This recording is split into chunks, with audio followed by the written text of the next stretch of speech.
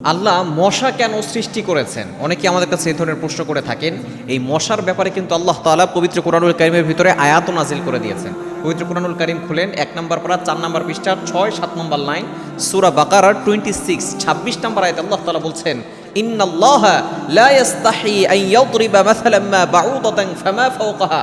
আল্লাহ পাক রব্বুল আলামিন এই মশা ছোট্ট জিনিস, এই ছোট্ট জিনিস দিয়ে উপমা দিতে তিনি লজ্জাবোধ করেন না। আল্লাহ তাআলা সেটাই আমাদেরকে জানিয়ে দিচ্ছেন। মশা হচ্ছে ছোট্ট একটা প্রাণী, তবে এটার ভিতরে যে ডিভাইস রয়েছে, বড় বড় প্রাণীর ভিতরে কিন্তু এরকম ডিভাইস নাই। আল্লাহ তাআলা ছোট্ট একটি মশা প্রাণী সৃষ্টি করেছেন, তার ভয়েও কিন্তু দেখা যাচ্ছে যে পুলিশরা পর্যন্ত মশার ভিতরে ঢুকে। সরকার বলেন আর যে কোনো দলের ক্ষমতাশীল মানুষ বলেন না কেন, সে কিন্তু এই মশার ভয়, ছোট্ট প্রাণীর ভয়ে সে দেখা যাচ্ছে যে মশার ভিতরে ঢুকে যায়। শুধু তাই নয়, এই মশা ছোট্ট প্রাণী, কিন্তু আল্লাহ তাআলা তাকে কতটা ক্ষমতা দিয়েছেন। এই মশার কামড় অনেকে ডেঙ্গু হয়ে দুনিয়া থেকে বিদায়ও নিয়েছে। এবং নমরুদের ব্যাপারে আপনারা অনেকেই জানেন, এই মশাই কিন্তু ল্যাংরা মশা নমরুদকে সাইজ করেছে। এই মশার ভিতরে আল্লাহ তাআলা কতটা বিজ্ঞান ঢুকিয়ে দিয়েছেন। বিজ্ঞান এই মশা নিয়ে গবেষণা করে ইসলাম কবুল করে নিয়েছে। অনেকে এটা নিয়ে রিসার্চ করেছে এবং সেখানে পেয়েছে যে মশা কিন্তু, যে মশাগুলো মানুষের রক্ত খায়, এটা হচ্ছে নারী মশা। এবং আল্লাহ তাআলা কোরআনে বলে দিয়েছেন বাউদাতান, এই শব্দটা হচ্ছে স্ত্রীবাচক শব্দ। সুতরাং আল্লাহ তাআলা যে নারী মশা বলেছেন, এই জন্য বলেছেন যে নারী মশারাই শুধুমাত্র মানুষের রক্ত খেয়ে থাকে। পুরুষ মশা যারা আছে তারা কিন্তু রক্ত খায় না। আর পুরুষ মশা বাঁচে হচ্ছে অল্প কয়েকদিন, আর নারী মশা বাঁচে অনেক দিন। সুতরাং এই নারী মশা রক্ত খায় এই জন্য, যাতে করে সে তার বংশ বৃদ্ধি করতে পারে, তার বংশ আরও বেশি বাড়াতে পারে, তাদের জনসংখ্যা আরও বাড়াতে পারে।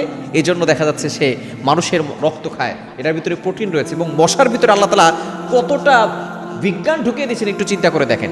তার দেখবেন মুখের সামনে দুইটা অ্যান্টিনা আছে, এটা দিয়ে সে ৭০ ফিট দূরে থেকে সে মানুষ কোথায় আছে সেই ঘ্রাণ সে ৭০ ফিট দূরে থেকেই নিতে পারে।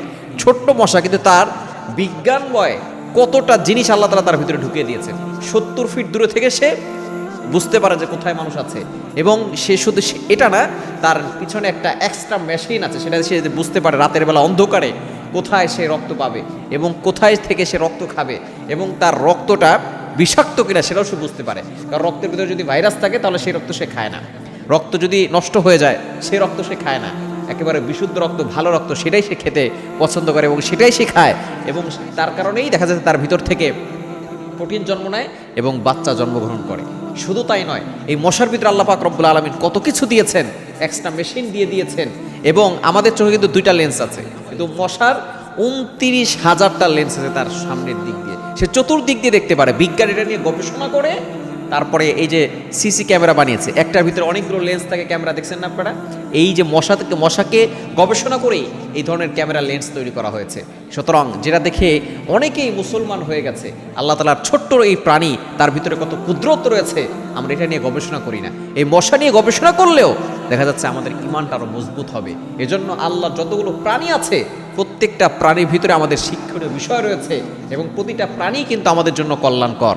আল্লাহ তাআলা আমাদের সকলকে বুঝার তৌফিক দান করে।